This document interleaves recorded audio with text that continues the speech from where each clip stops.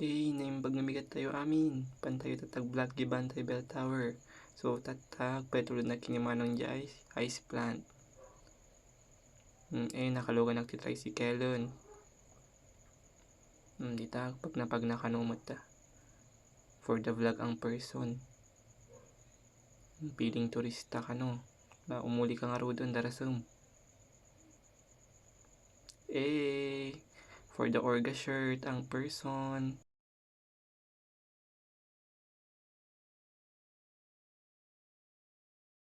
Guring arod ta basa og ti meaning na ti Bantay Bell Tower.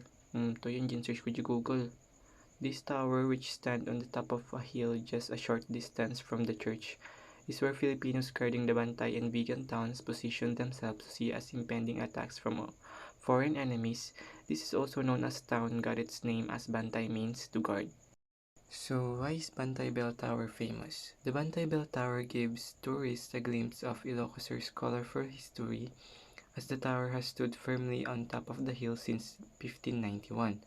Not only is the tower an architectural marvel, it's also a lasting symbol of how the area has remained steadfast in face of various threats. And why was Bantay Bell Tower built? So a watchtower to look out for invading pirates.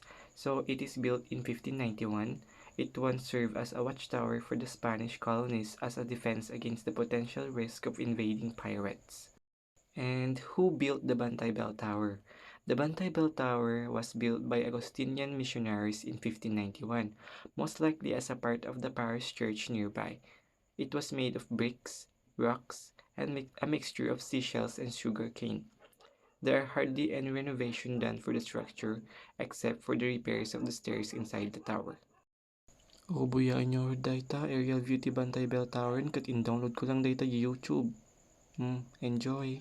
Hope you learn.